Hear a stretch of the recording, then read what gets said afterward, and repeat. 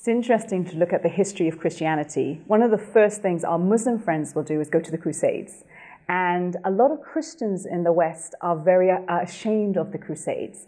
And again, we have this idea, it's a propaganda that's pushed by university institutions, by media outlets, and also by Muslim missionaries, especially to the West, about how terrible the Crusades were. And if you read a lot of modern historians on the Crusades and also on the history of the church, especially the medieval period, and that's the era that we're sort of interested in when we're looking at the history of Islam in Europe. And a lot of people look at that medieval period and talk about it as a corrupt church. You had originally the wonderful classical Greco-Roman age where there was a huge sophisticated society. From a Christian perspective, very pagan, very amoral.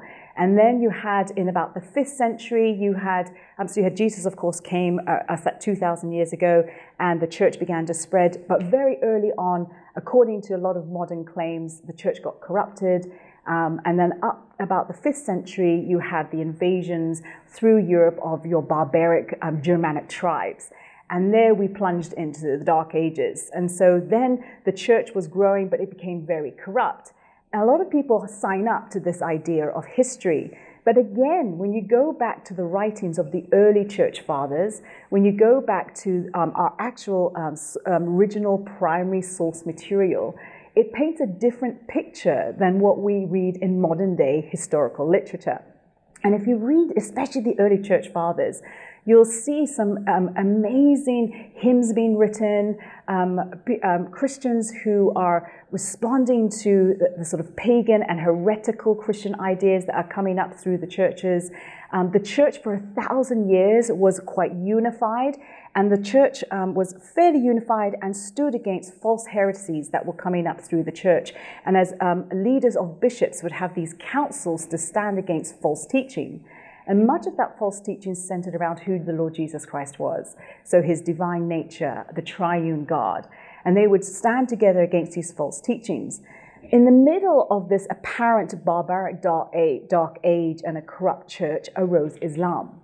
And in Islam, about the 7th, 8th century, came into onto our shores by 711, came into Europe. And again, it's the idea that you have the barbaric European Christian church, you have sort of influence from the Germanic tribes, the fall of that wonderful Roman Empire. Islam came in with a little bit of light and enlightenment and brought with it sophistication, arts, architecture, sciences, and so on. And then, of course, you have the whole medieval warfare period. Nobody talks about why there's so much war, which we need to address. Why was there so much war at that time? Is it because of the church, or is it because there's a religion called Islam? And that's an important question to ask.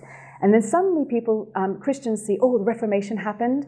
And then for pagans or for atheists, it was the Enlightenment period that happened a few centuries later. So you have this dark age, and then either side you have these wonderful times of light.